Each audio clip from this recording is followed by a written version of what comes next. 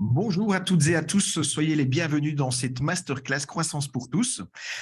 Il est 17 heures et le temps d'attendre que les derniers participants nous rejoignent, nous allons procéder aux petites vérifications techniques habituelles. Donc, je vais vous demander, pour ceux qui sont déjà connectés, qui sont présents, mais de bien vouloir me taper dans la boîte de dialogue, donc il s'appelle Q&R pour questions-réponses. Simplement, tapez-moi si le son est OK et si la vidéo est OK.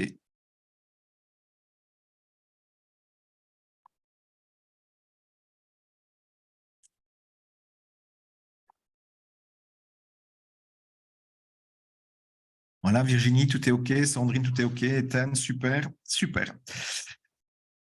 Je poursuis en rappelant les petites règles de participation pour une participation optimum, et ça, c'est une façon aussi de gagner du temps pour laisser aux derniers participants le temps de se connecter. Donc, je vous invite vraiment à couper toutes les distractions pour optimiser la bande passante et puis vous assurer de ne pas être dérangé, de ne pas être distrait pendant les 60 minutes et de pouvoir capter toutes les informations utiles et passionnantes que Sabine va nous partager. Si vous avez un casque micro, surtout, utilisez-le. Ça augmentera aussi la qualité de l'audio. Mettez-vous à l'aise, prenez de quoi boire, de quoi manger. Le but, c'est que vous n'ayez pas à vous lever au cours des 60 prochaines minutes. Et puis, n'hésitez pas à interagir et à poser vos questions dans la boîte de dialogue prévue à cet effet. Nous y répondrons en fin de présentation certainement. Et s'il y a des questions pertinentes en cours de présentation, je me permettrai peut-être de les relayer auprès de Sabine. Voilà.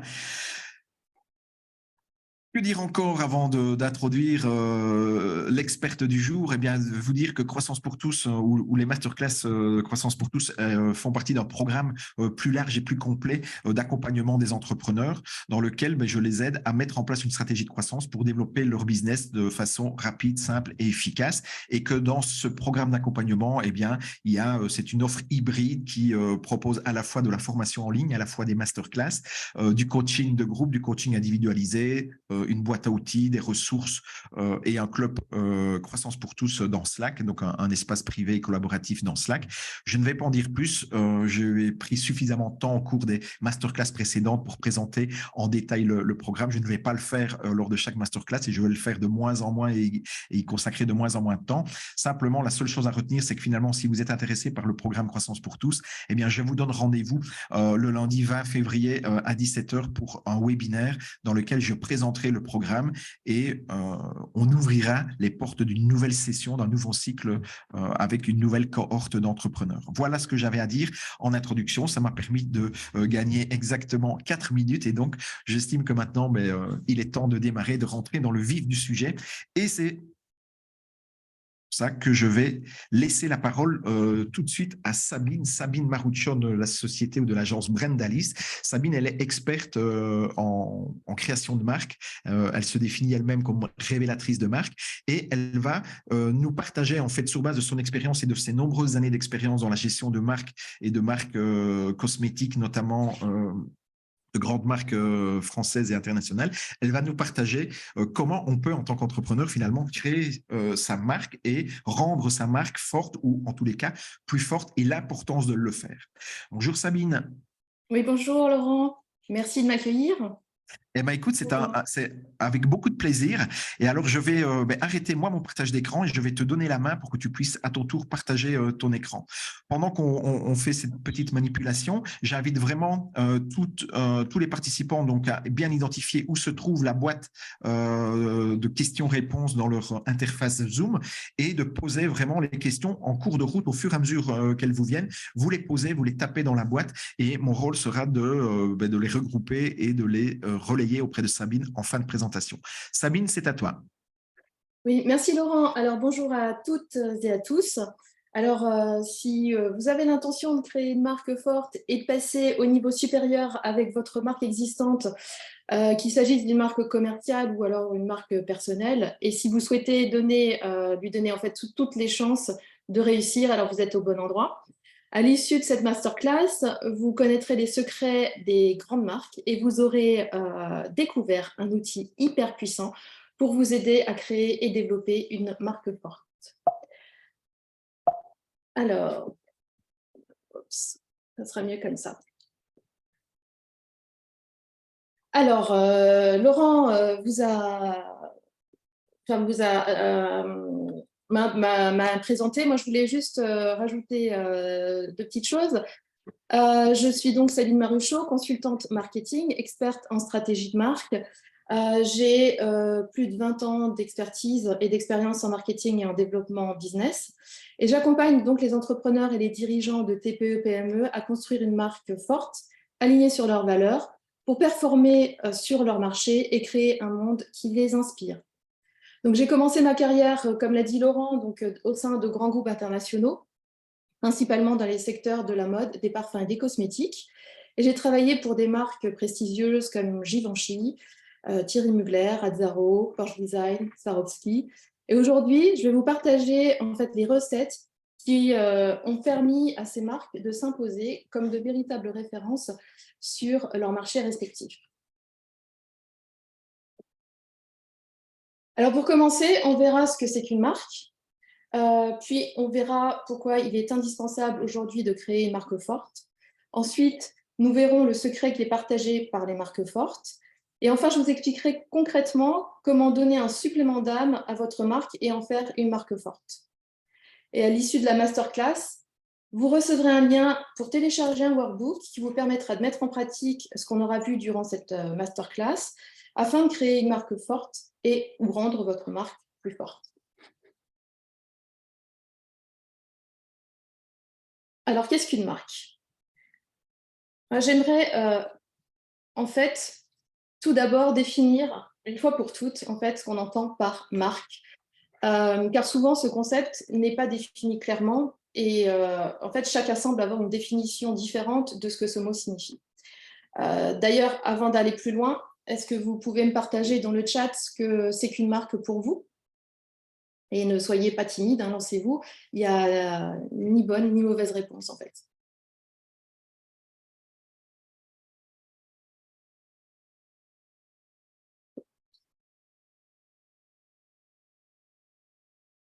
Alors, est-ce que Laurent, tu vois quelque chose dans le chat? Parce que moi, je ne vois rien pour le moment. Laurent, je ne t'entends pas.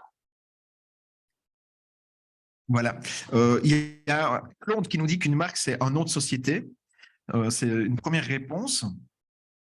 On a Sandrine qui nous dit que c'est l'ADN des services ou du produit.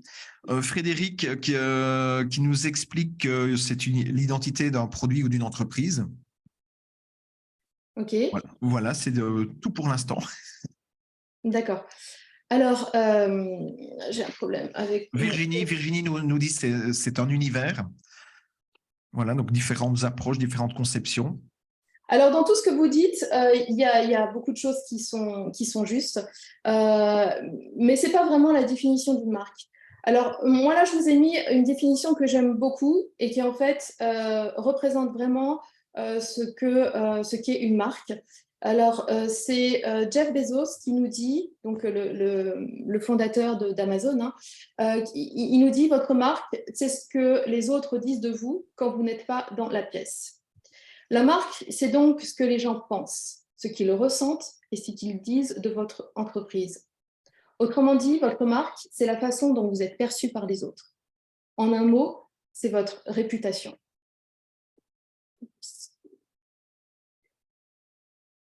Alors, on vient de le voir dans le chat, on réduit souvent la marque à ses produits, à son nom, à son logo, à son apparence, à ses couleurs, à ses visuels, à sa typographie, voilà, à plein de choses qui en fait, sont connectées à son univers visuel.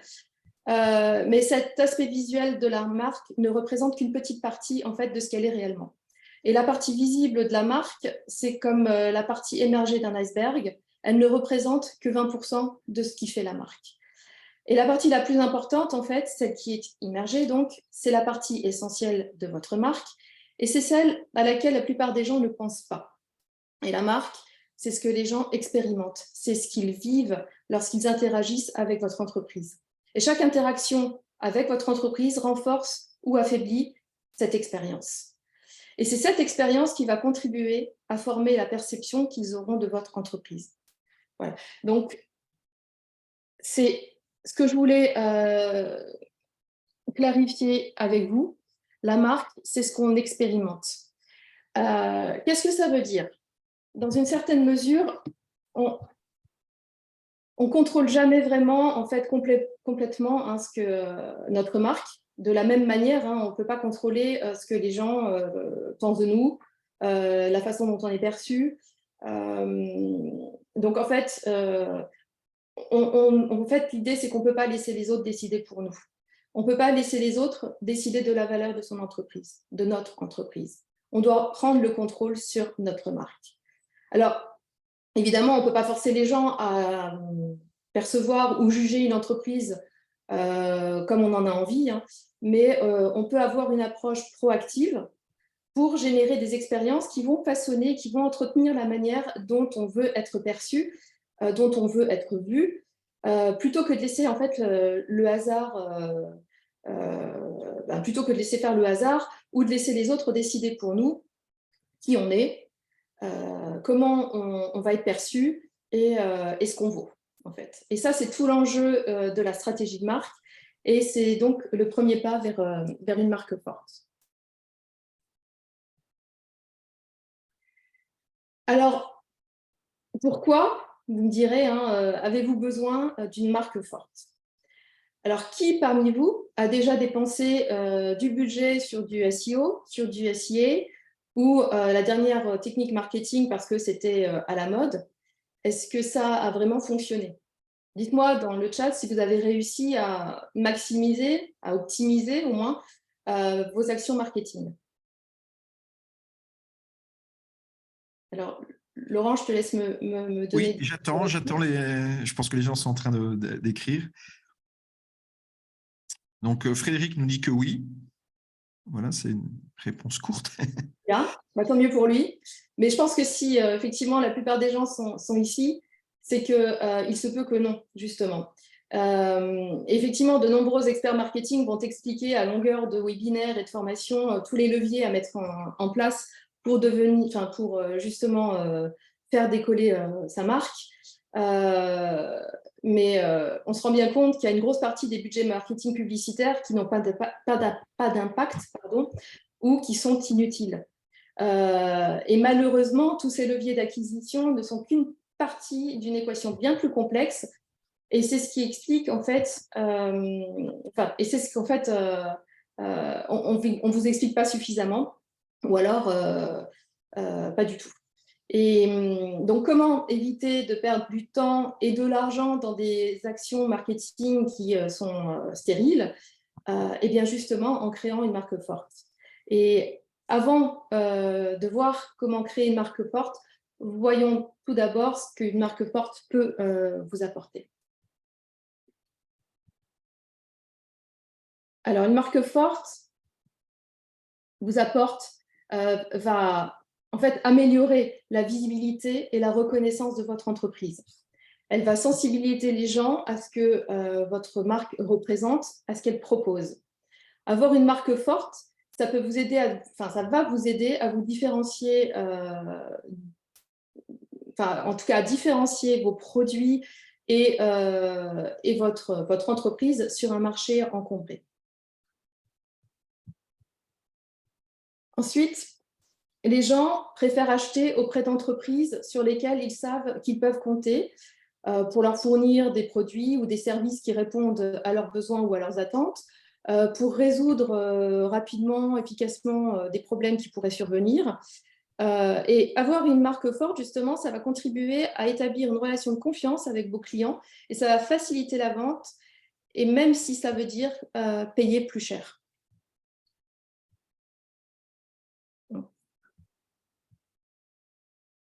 Et grâce à l'expérience positive et mémorable que la marque va garantir, hein, qu'elle va permettre, une marque forte peut créer un lien émotionnel avec ses clients. Elle peut les inciter à revenir et à en faire des adeptes fidèles. Avoir une marque forte contribue à l'attachement et à la fidélisation à la marque. Et vous allez pouvoir attirer plus de clients, mais surtout de meilleurs clients. Des clients qui vont vous permettre de rentabiliser votre entreprise car ils vous coûtent beaucoup moins cher, et des clients qui vont devenir, et vous allez devenir incontournable dans votre domaine. Et d'ailleurs, Vous savez peut-être, vous le savez peut-être déjà, hein, il est 8 fois plus coûteux de gagner un nouveau client que de conserver un client existant. Et ce ratio est à peu près le même dans tous les secteurs d'activité.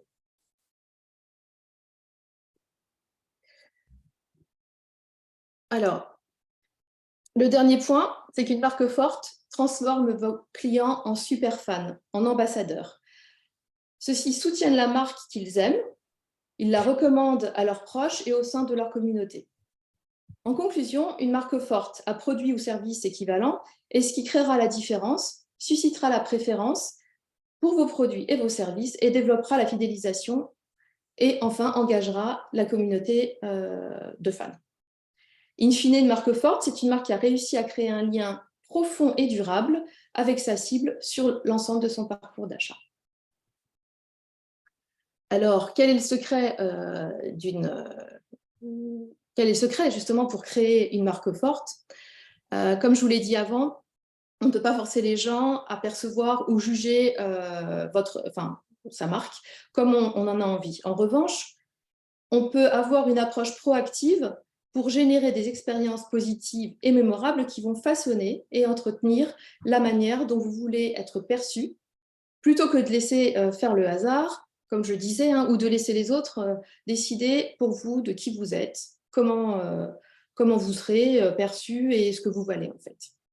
Donc, plus vous y parvenez, plus les gens se fient à vous et surtout vous font confiance, plus ils auront de raisons de revenir vers votre marque encore et encore. Alors, toutes les marques fortes, celles qui ont justement réussi à créer une expérience positive et mémorable, elles ont au commun 3 caractéristiques. Ces caractéristiques que j'appelle les 3 C. La clarté, la connexion et la cohérence.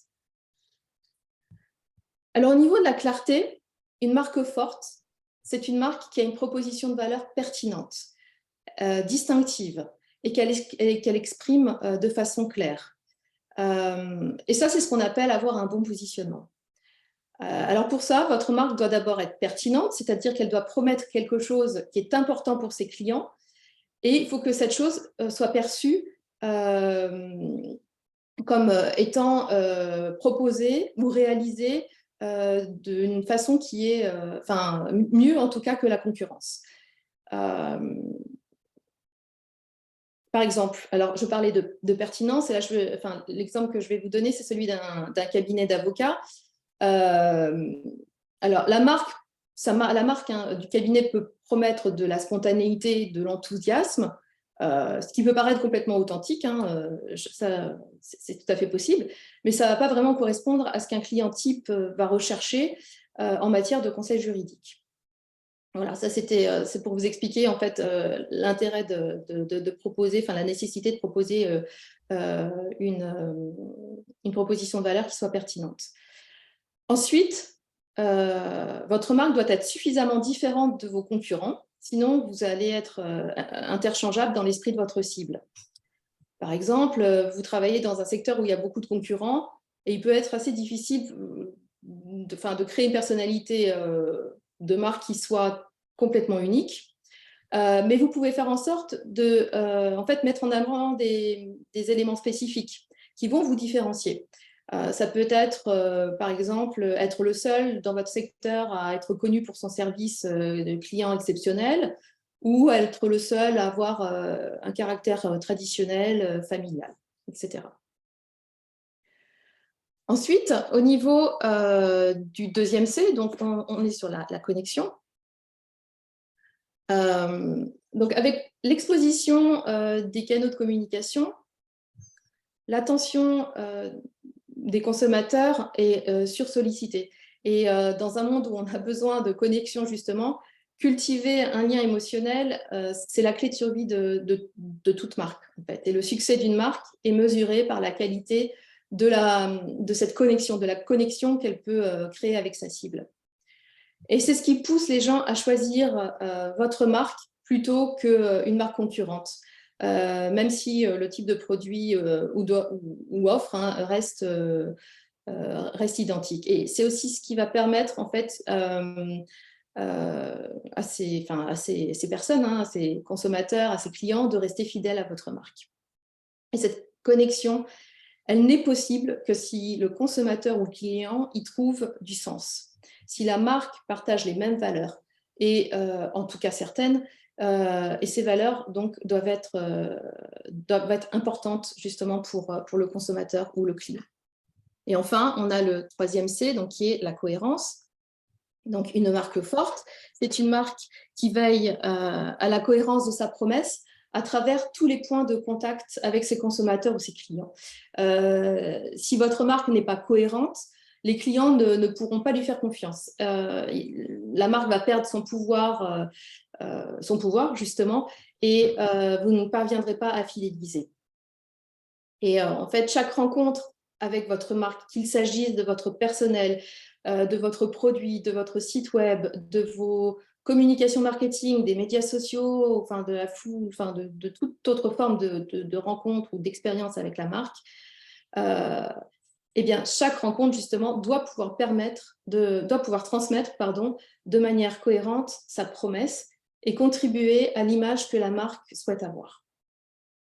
Par exemple, si vos publicités en ligne sont plutôt vivantes, amusantes, fun, mais que votre personnel de vente est trop sérieux, voire parfois désagréable, tous les sentiments d'enthousiasme qui ont pu être générés par ces publicités vont être perdus et vos efforts vont être vains. Sabine, j'ai une question d'un auditeur qui demande en fait si tu as des exemples pour illustrer la cohérence d'une marque ou l'incohérence. Alors, ça vient juste dans mon slide d'après. Ok. Si vous voulez bien être un petit peu patient, un peu plus patient, en tout cas, voilà, bref, ça va venir juste après, justement. Donc, qu'est-ce que je disais? Oui, je disais, votre marque donc, doit refléter fidèlement ses convictions fondamentales, en tout cas celles de l'entreprise, celles des dirigeants, et de tous ceux en fait, qui font vivre l'expérience de votre marque aux consommateurs, à leurs clients. Alors justement, pour répondre à la question alors, je n'ai pas retenu le prénom, je ne sais pas si tu me l'as donné, Laurent, mais… Corinne. Corinne, voilà. Alors, Corinne, j'espère que je vais pouvoir t'éclairer. Moi, j'avais envie d'illustrer tout ce que je vous ai dit avant avec l'exemple de la marque Feed. Alors, Feed a bien compris justement l'intérêt de travailler sur ces 3 C. Donc, je répète, clarté, connexion, cohérence. Et ça va vous prouver justement, j'espère en tout cas que cet exemple va vous prouver qu'une marque forte n'est pas uniquement l'apanage des grands groupes. Donc, si on en revient à Feed, donc Feed, pour ceux qui ne connaissent pas, propose des repas pratiques et sains sous la forme de snacks fonctionnels, ce qu'on voit ici à l'écran, de boissons repas en shaker ou prêtes à boire. Feed a été lancée en 2017 et elle a bénéficié de plusieurs levées de fonds. Je crois que ça s'est levé à 40 millions d'euros dès le début en fait, de sa création. Et donc, ça lui a permis de décoller très rapidement, du coup, grâce à toutes les dépenses marketing qu'elle a pu se permettre de faire, puisqu'elle a énormément dépensé en communication et notamment en ads sur les réseaux sociaux. Le problème, c'est qu'après 3 ans de croissance environ, Anthony Bourbon, le fondateur, s'est rendu compte en fait que le ROI de ses actions marketing n'était pas du tout optimal, bien au contraire. Et à l'époque, la communication de Feed se faisait exclusivement sur le produit.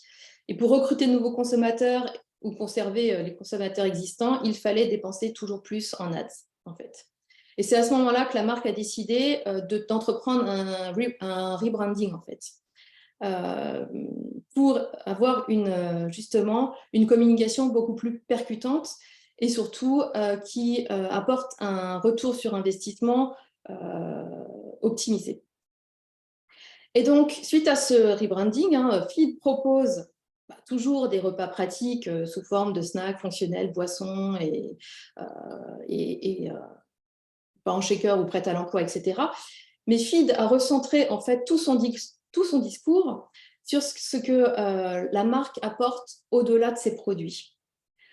la communication de FID, elle porte aujourd'hui sur sa mission qui est d'apporter de la nutrition, qui permet de dépasser les objectifs de chaque personne. Et donc, au-delà de ces produits, FID vend un mode de vie, FID vend une histoire et des valeurs comme la passion, la détermination, l'ambition, la résilience, la méritocratie. Donc, on est passé d'une communication centrée sur le produit à une communication qui va au-delà du produit, qui transcende en fait le produit et qui touche des valeurs hyper fortes de la marque. Alors, parce qu'Anthony Bourbon a bien compris qu'on n'achète pas en fait une marque uniquement parce que ses produits sont bons. Ça, c'est juste un must-have aujourd'hui. Enfin, c'est le minimum viable, en tout cas le must-have. On achète une marque parce qu'on adhère à l'histoire qui est racontée. On achète des valeurs que l'on partage. Et c'est ça qui va créer le lien profond avec la marque. Et alors, ce n'est pas qu'une histoire de quelle marque quelle valeur ou quelle marque a les meilleures valeurs, mais c'est plutôt quelle marque a des valeurs qui sont alignées avec les miennes, quelle marque a le plus de sens pour moi en tant que consommateur. Et donc là, je vais répondre à la question de Corinne, justement. FID, une fois que la marque a donc clarifié son socle, ses fondations, eh bien, elle a pu en fait décliner tout ça sur toutes ses actions, sur tous les points de contact de la marque. Alors concrètement, qu'est-ce que ça veut dire pour FID? Ben, ça veut dire que toutes les prises de parole, tous les actes de la marque sont cohérents sur l'ensemble des points de contact avec la marque. Des messages motivants sur les barres. Là, on les voit peut-être, je ne sais pas si vous en voyez, puisque le packaging est déchiré, mais il y a des messages motivants sur les barres. Quand vous appelez le service client, on vous reçoit avec cette même énergie et on vous donne un coup de boost. Que ce soit à travers les messages dans les newsletters, que ce soit à travers les messages dans leurs ads, dans les interviews du fondateur, voire dans les émissions de télévision auxquelles il participe, vous l'avez certainement déjà vu dans Qui veut être mon associé, ben, on va retrouver toujours le même message de fond, de motivation, celui de pouvoir devenir une meilleure version de soi-même et de croire en soi. Voilà, c'est ça qui est une marque forte, ou en tout cas une marque forte en devenir, et c'est ce que Anthony Bourbon a bien compris. Et ça, c'est à la portée de toute marque. Est-ce que c'est clair jusqu'ici? Est-ce que vous avez des questions avant qu'on aborde le vif du sujet? Il y avait deux questions par rapport aux 3C, hein, donc clarté, connexion, cohérence. La première, c'était comment savoir si notre marque est pertinente ou claire? Alors, ça fait partie du travail de positionnement. Alors, je ne l'ai pas, moi, je ne suis pas rentrée dans le détail aujourd'hui là-dessus parce que c'est un vrai sujet et on pourrait en parler juste dans une masterclass d'1 heure, voire plus. Comment le savoir? En fait, c'est aller à la source et la source, quand on a une offre à proposer, bah, c'est ses clients. Donc, l'offre est pertinente s'il y a un parfait alignement en fait, entre ce que propose la marque et les attentes du consommateur. En fait, il faut voir ça comme un puzzle. En fait, vous avez l'offre de la marque et vous avez les attentes du client. Et il faut en fait que ça s'imbrique. Il faut que ça forme, ça forme une symbiose. Enfin bref. Et quels pourraient être, hein, pour aller plus loin peut-être dans la réponse, quels pourraient être les symptômes d'une marque défaillante en termes de clarté ou de pertinence? Est-ce qu'il y a des symptômes, je veux dire, typiques qui peuvent dire attention, il y a un problème à ce niveau-là? Alors, on le voit souvent quand l'image de la marque n'est pas alignée avec l'identité qu'on a travaillé sur la marque. En fait, on le voit quand l'image perçue n'est pas en ligne avec l'image voulue, quand il y a un décrochage. Et pour ça, on fait souvent des études, en fait, des études sur la marque pour comprendre comment est perçue sa marque. Donc, quand on est une plus petite marque, souvent, c'est que nos communications n'ont pas l'impact qu'on veut. On a des communications finalement qui sont stériles parce qu'elles ont créé le flou plutôt que la confiance. Donc, il n'y a pas d'achat derrière. Voilà, en fait, on le voit dans les chiffres, clairement. Les chiffres parlent, et si on voit qu'il y a un problème dans les chiffres, on peut aller interroger le terrain justement pour valider est-ce que c'est un problème au niveau de l'offre, est-ce que c'est un problème au niveau du message. Voilà, c'est quelque chose qu'il faut analyser en fait. Ok, très clair. J'ai encore une question de Benoît qui pose, qui veut savoir si les 3C au niveau de la marque seraient finalement plus importants que le SEO ou le positionnement naturel. Ah, tu as dit ça en introduction, donc c'était aussi un peu une Non, boutade. moi je vois ça comme, je le Une disais tout à provocation. l'heure, comme une équation complexe. Voilà. Pour moi, Ok. c'est plusieurs variables qui vont fonctionner ensemble. Mais si on a une qui n'est pas bonne, eh ben, le résultat ne sera pas optimisé. En l'occurrence, ce que je voulais dire tout à l'heure, c'est que vous pouvez dépenser plusieurs centaines, plusieurs milliers d'euros sur du SEO, du SI, etc. Si votre message, à la base, il n'est pas clair, votre communication va être stérile, en fait. Donc, il n'y a pas, je dirais pas, il n'y a pas quelque chose qui est plus important que l'autre. C'est juste que si vous ne faites pas le travail de clarté sur votre marque au préalable, tous les efforts et tous les investissements en temps, en argent, etc., que vous aurez fait sur vos communications, finalement, ne vont servir à rien, puisque Oui. vous allez finalement jeter l'argent par les fenêtres. Ouais, c'est des actions complémentaires en fait, et effectivement, il y aura peu de conversion si la marque derrière ne délivre pas un message clair, Mais voilà. pertinent, cohérent, quoi. Ouais.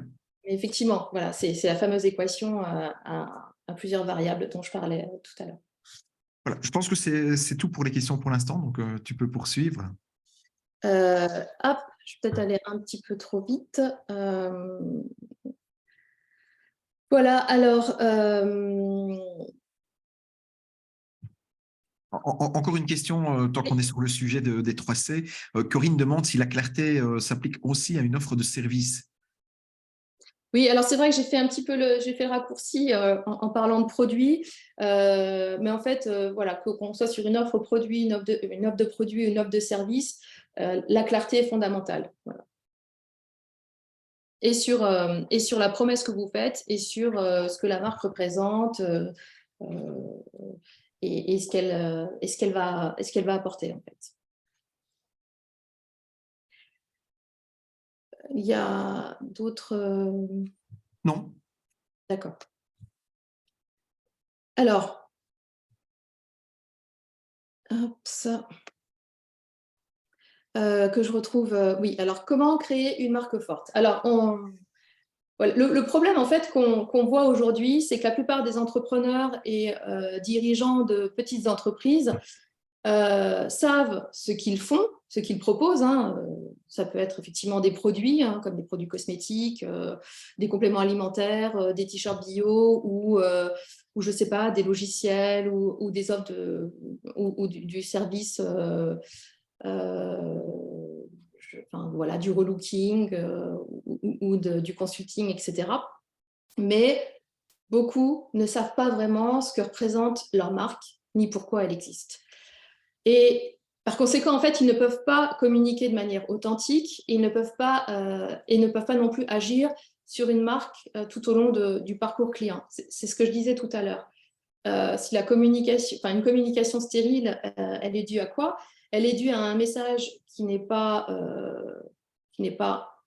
intéressant, qui ne connecte pas. On a vu tout à l'heure l'exemple de Feed, qui au début parlait beaucoup de ses produits, donc avait une communication descendante qui n'engageait pas. Et voilà, donc on cherche à avoir, on cherche à avoir une communication authentique, on cherche à avoir cette cohérence justement tout au long de ce parcours client. Et pourquoi ces entrepreneurs n'y arrivent pas? C'est parce que justement, ils n'ont pas cette clarté, ils n'arrivent pas à connecter avec leurs clients et ils n'ont pas cette cohérence sur tous les points de contact de la marque. Et donc là, après ça, il ne faut pas s'étonner que l'expérience de marque qu'il propose soit plutôt médiocre, en fait.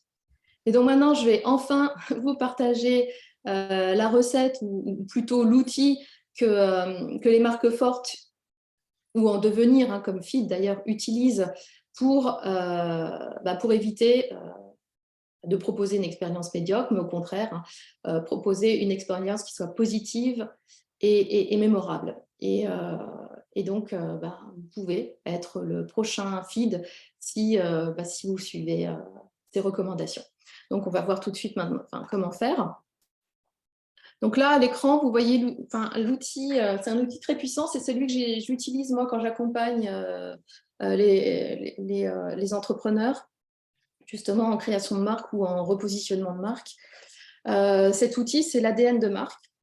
Alors, vous en avez certainement déjà entendu parler parce que voilà, ce sont des concepts qu'on utilise souvent. D'ailleurs, je trouve qu'ils sont plutôt galvaudés. Et c'est vraiment dommage parce qu'encore une fois, c'est un outil hyper puissant.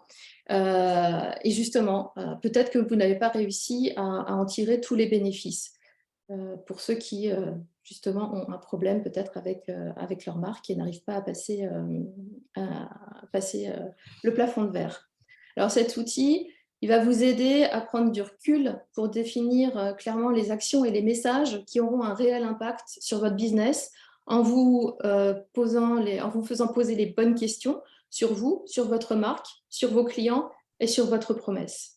Il vous aidera à avoir la clarté nécessaire sur ce que votre marque représente, ce en quoi elle croit, et en fait à le communiquer de manière cohérente, encore une fois, à chaque point de contact pour mieux attirer, engager et fidéliser. Alors, l'ADN de la marque est composé de 4 piliers. On voit donc la raison d'être au centre, la vision, la mission et les valeurs. Alors, il faut voir ça comme, j'aime beaucoup utiliser l'analogie, ou en tout cas l'analogie au niveau de la construction d'une maison. Justement, comme pour la construction d'une maison, si vous ne prenez pas le temps de construire les fondations solides de votre marque, des fissures, voire des failles, vont pas tarder à apparaître. Donc, si j'en reviens à ces 4 piliers, et donc la raison d'être, qui est le pilier central, la raison d'être, c'est quoi? C'est la conviction profonde de votre marque. C'est la cause qu'elle défend. Le pourquoi elle existe au-delà de l'objectif financier. On va voir par la suite, je vais venir un peu plus dans le détail de ce que c'est. Donc, on commence par la raison d'être, le pourquoi la marque existe au-delà de l'objectif financier. Et une fois que vos convictions sont claires, vous pouvez préciser l'impact que vous voulez que votre marque ait et comment vous envisagez votre marque dans le futur. Et ça, c'est votre vision, c'est l'ambition de votre marque, où elle va. Ensuite, vous avez la mission. La mission, elle trace en fait la voie à suivre pour concrétiser votre vision à travers les engagements de votre marque, à travers en fait ces engagements qu'elle prend envers elle et envers ses clients. Et enfin, on a les valeurs. C'est la façon dont votre marque va se comporter sur son marché et ces valeurs, en l'occurrence, pour connecter avec vos clients, devront être pertinentes pour lui. Voilà, donc c'est une étape qui est très importante. C'est une étape qui va vous permettre de clarifier en fait le message que vous allez faire passer pour qu'il soit donc fort et impactant.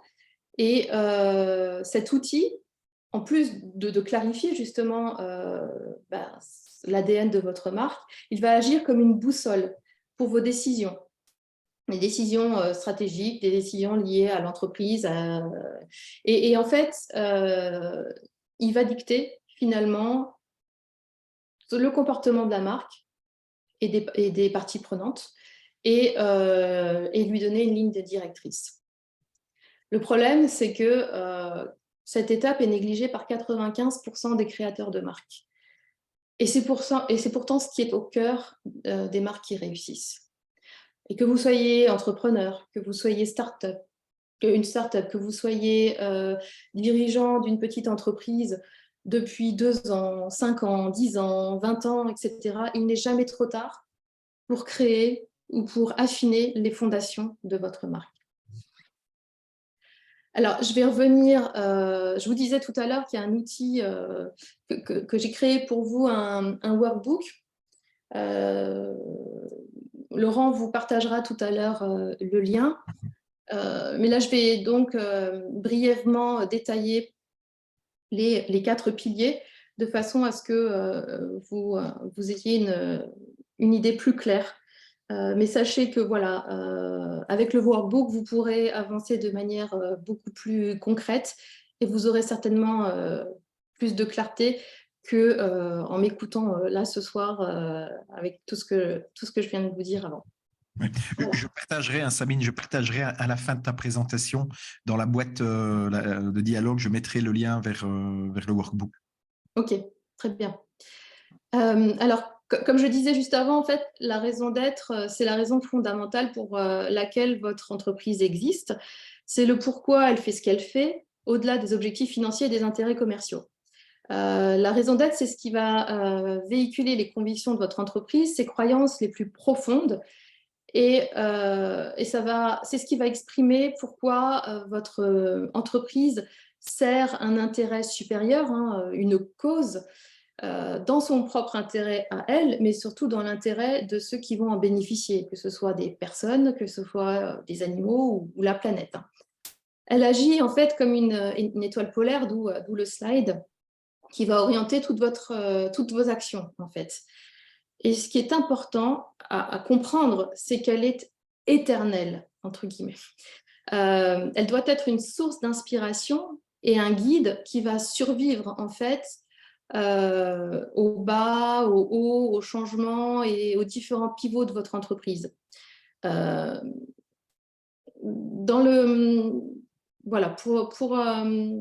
pour vous aider, donc je vous ai préparé un certain nombre de questions que vous retrouverez dans le workbook qui vont vous permettre de cheminer, hein, d'affiner votre réflexion et d'arriver justement à une raison d'être qui soit la plus juste possible pour vous et qui soit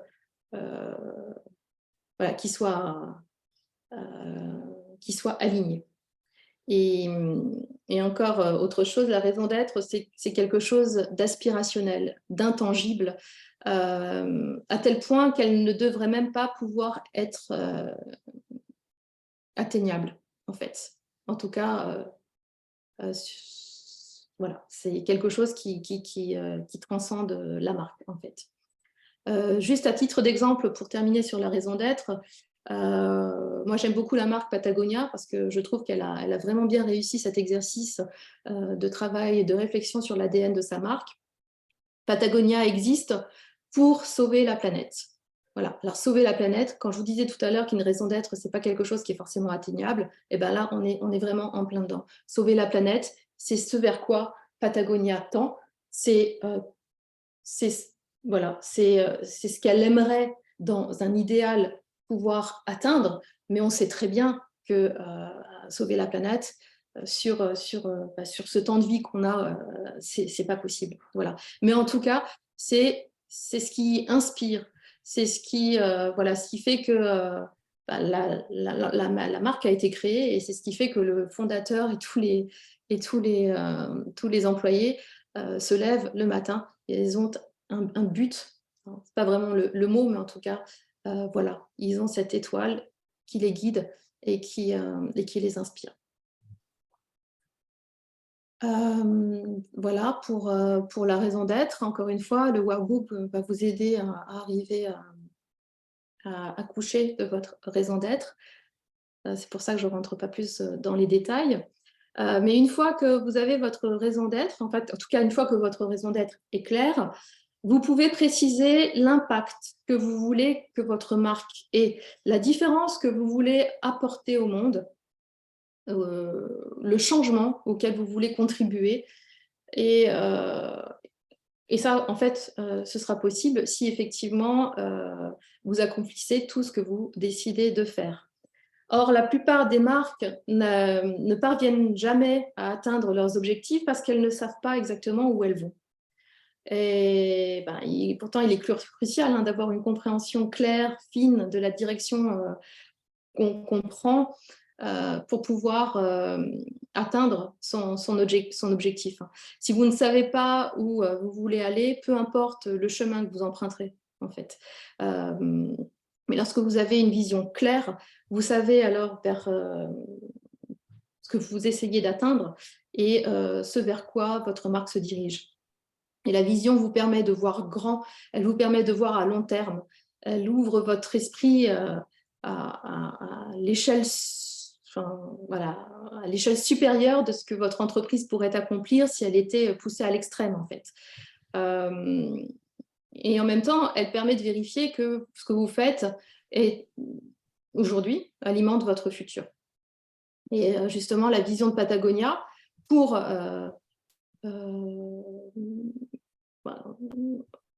justement sauver la planète, c'est d'être un modèle et un outil de changement social. Voilà. Donc, on avait raison d'être, pour rappel, sauver la planète, et la vision pour Patagonia, c'est d'être un modèle et un outil de changement social. Voilà. On va maintenant passer à la mission. Alors, la mission de votre marque trace ensuite la voie à suivre pour concrétiser votre vision à travers des engagements qu'elle va prendre envers elle-même et ses clients, ce que je vous disais tout à l'heure. Et la mission, c'est le moment où on va passer de l'abstrait au concret. La mission, elle va aligner les efforts de votre équipe et elle va communiquer à votre cible la manière dont votre marque lui apporte de la valeur. Donc là, on est bien sur du concret. Autant sur la raison d'être et la vision, on était sur des choses plutôt intangibles, avec une raison d'être qui est très, très éloignée, inatteignable, une vision qui va plutôt nous montrer la voie dans laquelle s'engager pour tendre vers cette raison d'être. La mission, elle, va vraiment nous indiquer en fait la façon dont on va tendre, dont on va concrétiser en fait notre vision. Et donc pour Patagonia, la mission, c'est de fabriquer le meilleur produit, ne causer aucun dommage inutile, utiliser le business pour inspirer et mettre en œuvre des réponses à la crise environnementale. Voilà. C'est la mission aujourd'hui c'est la mission que Patagonia s'est donnée, donc pour pouvoir justement sauver la planète.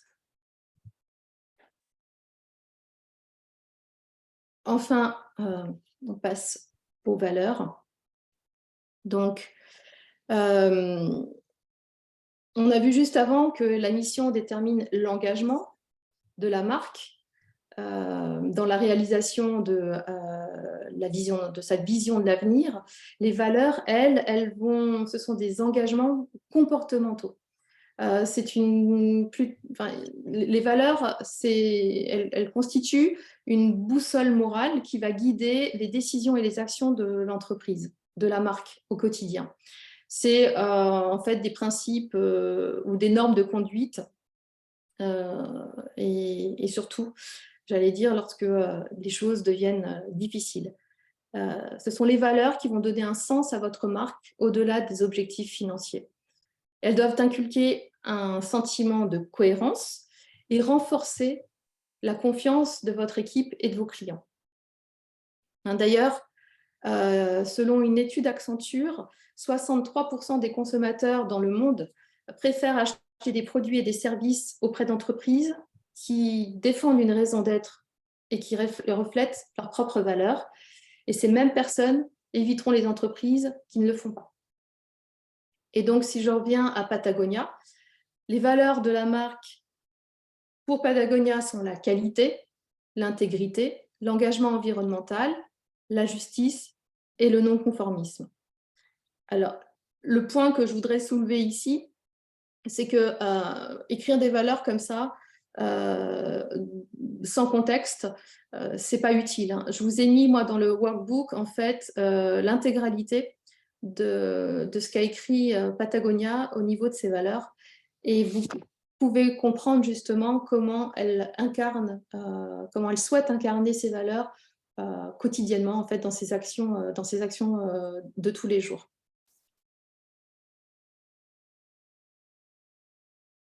Laurent, est-ce que c'est bon? Est-ce que tu as des questions par rapport à ce que je viens de dire?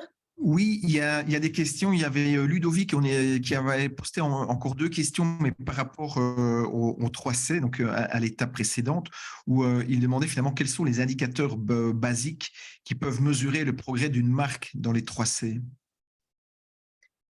Ben,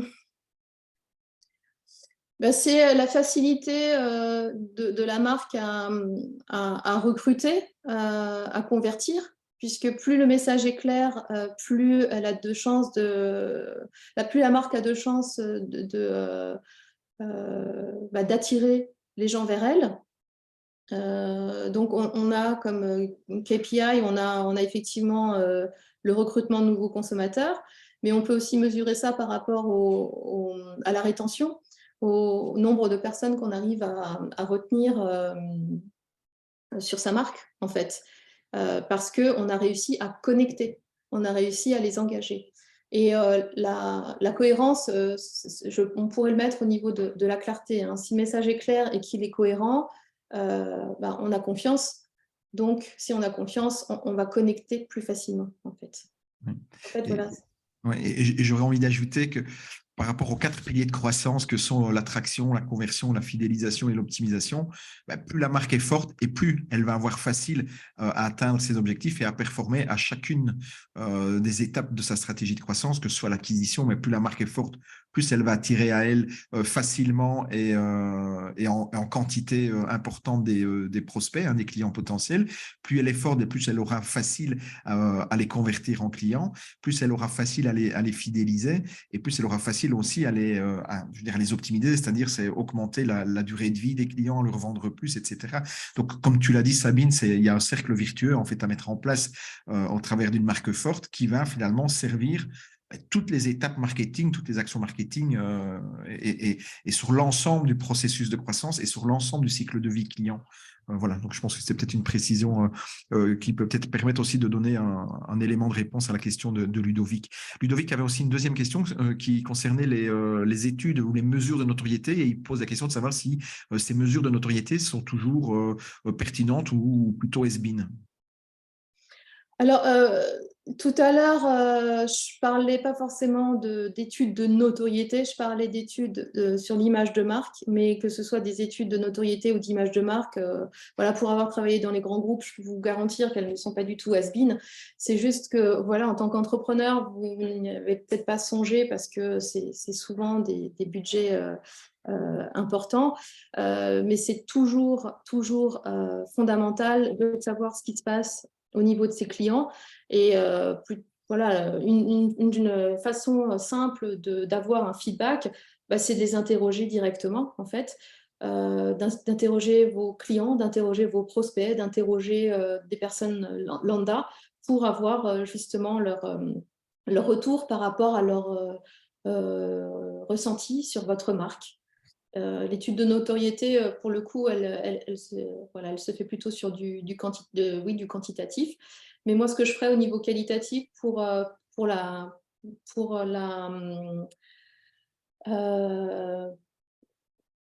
mesurer ou en tout cas comprendre comment est perçue la marque, je le ferai en interrogeant tout simplement mes contacts clients, prospects ou d'autres personnes. Voilà. Est-ce que ça semble clair, Laurent? Mais je pense que ça semble clair, donc j'invite vraiment les participants à poser leurs questions dans la boîte de questions, si jamais c'est pas assez clair ou s'il y a d'autres questions. J'ai une nouvelle question de Corinne qui demande comment se traduisent les valeurs? Est-ce par des actions concrètes? As-tu un exemple de chez Patagonia à partager par rapport à ça? Donc une fois finalement que la marque a défini ses valeurs, comment est-ce qu'elle les exploite? Comment est-ce que pratiquement ça se communique, matérialise? Alors oui, c'est une très bonne question parce qu'en fait, l'enjeu, tout le travail qu'on fait ici, c'est ce que je voulais dire là, sur ce slide qui va un peu conclure finalement mon intervention. C'est que c'est bien beau d'écrire ses valeurs, voilà, de travailler sur sa raison d'être, sa vision, sa mission, etc. Mais ce qui est important, en fait, c'est de les incarner et c'est surtout de les incarner dans le quotidien de la marque, en fait. Patagonia, par exemple, qui a comme valeur la protection de l'environnement, a notamment à un moment donné, lors d'un Black Friday, elle a donc financé une campagne de publicité, une campagne d'affiches 4x3 ou je ne sais plus, qui disait « N'achetez pas cette veste ». Cette veste, c'était une des vestes qui était dans leur catalogue. Pourquoi? Parce que la marque voulait faire comprendre aux consommateurs l'importance en fait de consommer de façon réfléchie, de façon consciente, et donc inciter les gens à réparer leur veste qu'ils avaient donc chez eux, plutôt que d'en racheter une nouvelle. Et la marque, donc elle a donc payé cette campagne, elle s'est privée de vente également, en conséquence, mais on voit bien là qu'elle elle a incarné ses marques et quoi qu'il en coûte, presque. Enfin, il y a une limite, bien évidemment, mais voilà, c'est pas l'objectif financier qui doit forcément guider les décisions. Oui. Et là, en l'occurrence, Patagonia a montré à travers cette action qu'elle faisait passer ses valeurs avant tout. Oui, et quelque part, ça ne doit pas juste être du vernis, je veux dire, marketing ou communicationnel pour leurrer, entre guillemets, le client, le consommateur.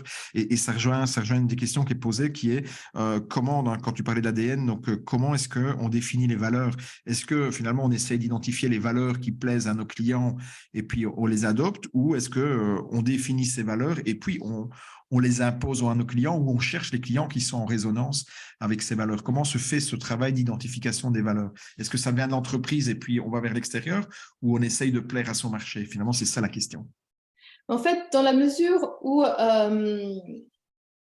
en fait, tu pars de ta raison d'être, du pourquoi tu as créé ta marque, tu vas commencer par l'interne, en fait. Les valeurs, les valeurs de ta marque, c'est finalement le prolongement de tes propres valeurs en tant que fondateur. Tu ne peux pas développer une marque si t'es pas aligné si les valeurs de ta marque ne sont pas alignées avec tes propres valeurs. Alors, je ne dis pas que les valeurs de ta marque sont 100% tes valeurs, mais en tout cas, la marque les valeurs de ta marque sont le prolongement d'une partie ou de toutes tes valeurs. En tout cas, d'une partie, c'est sûr. Il faut qu'il y ait un alignement, sinon tu pourras pas être cohérent dans les actions que tu as. Mais oui, tu as parlé de cohérence, d'authenticité, donc voilà. Voilà, il faut être authentique avec soi. Ça, c'est le premier point. Le deuxième point, on en revient au puzzle de tout à l'heure. Les valeurs, elles sont intéressantes qu'à partir du moment où elles te permettent de connecter avec ta cible. Donc, évidemment, les valeurs que tu vas choisir sont des valeurs qui vont être pertinentes dans le sens où elles vont être alignées quelque part avec ce que recherche ta cible. Donc, tu ne vas pas t'inventer des valeurs parce que ta cible, elle est sensible à ces valeurs. Demain, vous n'allez pas dire « je suis éco-responsable » alors que, déjà, ce n'est peut-être pas pertinent avec votre activité, mais peut-être que dans les actes de tous les jours, ce n'est pas vraiment ce que vous prouvez non plus. Il faut rester authentique. Il faut rester authentique et en même temps, il faut que ces valeurs soient pertinentes avec votre activité et avec votre cible, en fait. Ouais. C'est un équilibre qu'il faut trouver. Ouais. Et ça rejoint, ou en tout cas, ça me permet d'introduire la question qui est posée par Benoît concernant l'ADN de la marque. Et il pose la question suivante: n'y a-t-il pas un risque de tomber dans un peu de pathos ou de niaiverie, notamment pour l'accompagnement thérapeutique? Alors, ce qu'on voit, alors, ouais, je ne sais pas si c'est nié ou pas, mais en tout cas, ce que moi, je vois, c'est qu'effectivement, dans le monde du coaching ou de l'accompagnement thérapeutique, les valeurs sont toujours un peu les mêmes. Et en ça devient un peu niais. Quand on parle, par exemple, de bienveillance pour un coach, pour moi, ce n'est pas très pertinent parce que c'est une condition sine qua non. Enfin, la valeur bienveillance pour un coach, c'est ou pour quelqu'un, pour un accompagnement ou un thérapeute, etc. C'est quelque chose de presque, enfin, de complètement logique et c'est un minimum. C'est un must-have, en fait. Il faut aller rechercher des valeurs qui vont vous permettre de vous distinguer, de vous différencier, des valeurs qui vont faire que c'est vous et pas une autre personne qu'on va choisir, en fait. Donc, à partir du moment où c'est authentique, que c'est aligné avec vous et c'est ce que recherchent vos clients, je ne vois pas en quoi où, ça pourrait être de la niaiserie, en fait.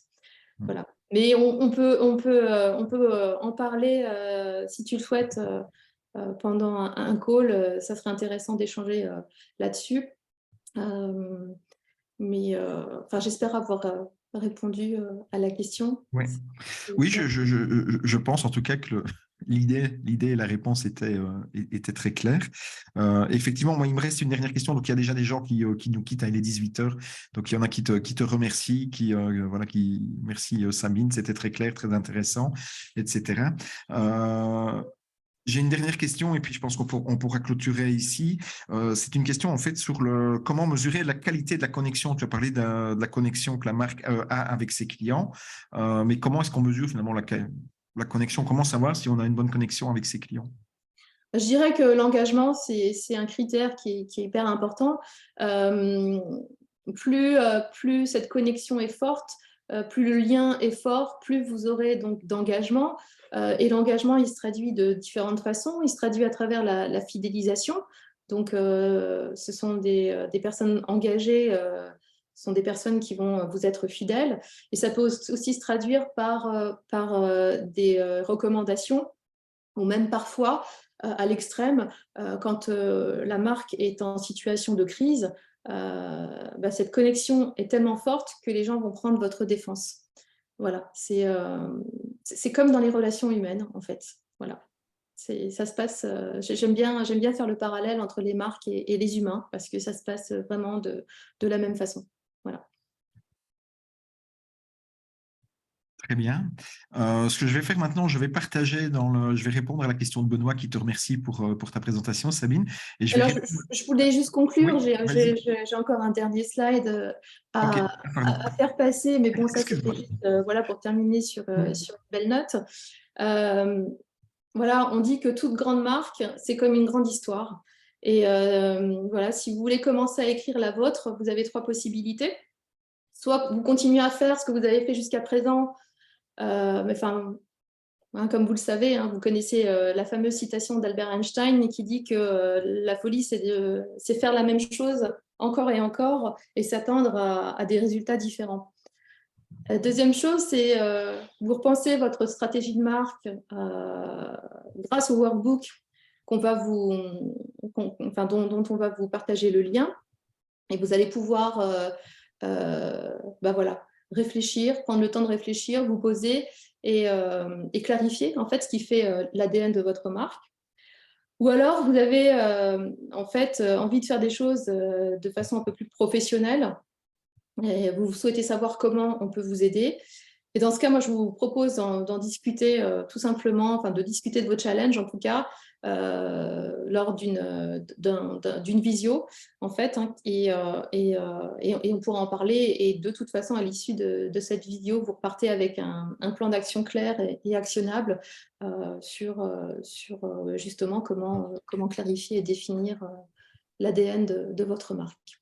Voilà, donc là aussi, c'est Laurent qui va partager le lien. Je ne sais pas si tu es... Oui, ben voilà, je vois que tu l'as déjà fait. Merci Voilà, beaucoup. je l'ai fait, je viens de partager donc, dans la boîte de dialogue les deux liens. Le premier donc vers le workbook pour clarifier et définir l'ADN de sa marque et puis le deuxième pour ceux qui souhaitent s'entretenir avec Sabine, vous pouvez réserver donc une session diagnostique en cliquant sur le lien et donc réserver directement avec Sabine un moment d'échange pour parler de votre marque et de votre problématique de marque.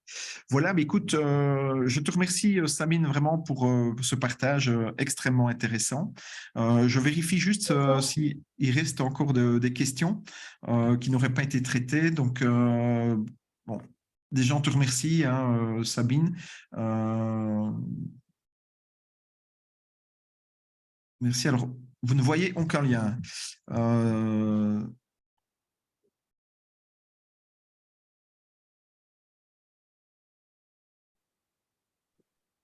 Alors là, je cherche. Sinon, je vais le mettre en répondant à la dernière question. Moi, je les vois. Oui, mais tu vois, tu es panéliste, tu as un statut de panéliste, donc c'est peut-être ça, parce qu'ils sont plusieurs à me dire qu'ils ne voient rien. Je vais le mettre en réponse à la question, en dernier, à la dernière réponse qui était la réponse de…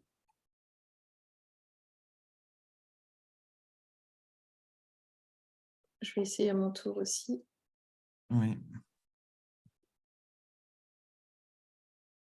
On ne voit pas les questions des autres, il faut mettre le lien dans le chat, mais le chat, vous n'y accédez pas. Le chat, il est uniquement bridé, donc on est dans l'application Zoom Webinaire, hein, donc il y a une fonctionnalité spéciale de Zoom.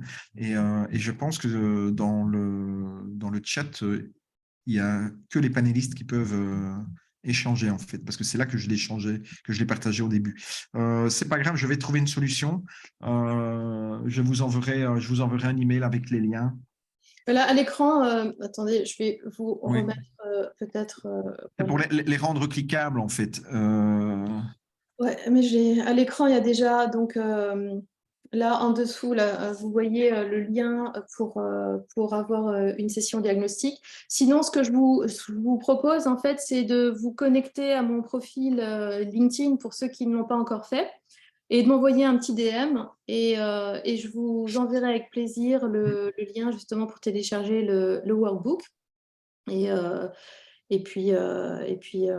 voilà, comme ça, ceux qui sont encore là pourront encore le récupérer. Et puis, de toute façon, je suis toujours… enfin, voilà, je suis sur LinkedIn, donc si vous avez des questions, si vous voulez échanger, ce sera avec grand plaisir. Vous pouvez m'y retrouver en tapant Sabine Maruchot, c'est assez simple, hein, il n'y a qu'un seul profil. Vous tomberez forcément sur moi. Voilà. En tout cas, j'espère vous avoir apporté de la valeur aujourd'hui et j'espère que j'aurai contribué à renforcer vos marques en vous partageant. Oui. Voilà, Pour information, ils ont vu, hein, donc ils ont eu la réponse. Donc j'ai répondu à un des messages et donc j'ai plusieurs personnes qui me confirment que c'est bon, ça a marché avec la réponse. Donc voilà, je vais laisser encore accessible la chatbox quelques instants pour que vous puissiez le faire. Et ce que je vais faire pour faciliter peut-être la tâche, c'est je vais répondre maintenant à la dernière question, au dernier message dans la boîte questions-réponses qui est le message de Dominique. Et je vais remettre à nouveau, comme ça vous pourrez trouver facilement le lien.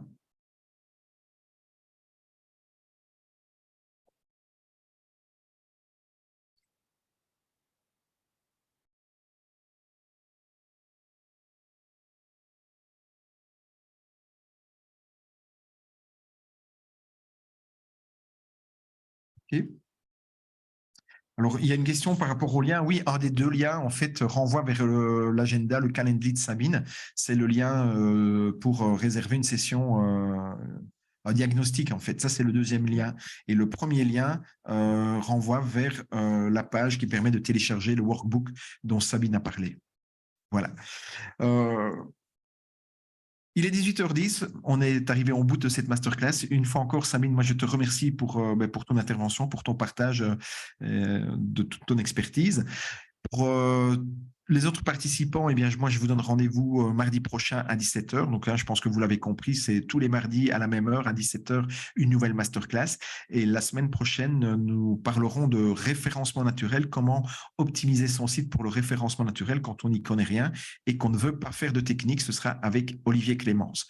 Voilà, je vous souhaite une belle fin de journée, une belle semaine, et puis je vous donne rendez-vous à la semaine prochaine. Au revoir. Merci Laurent pour m'avoir donné la parole et bonsoir à tous. Avec plaisir et à très bientôt, Sabine. À bientôt.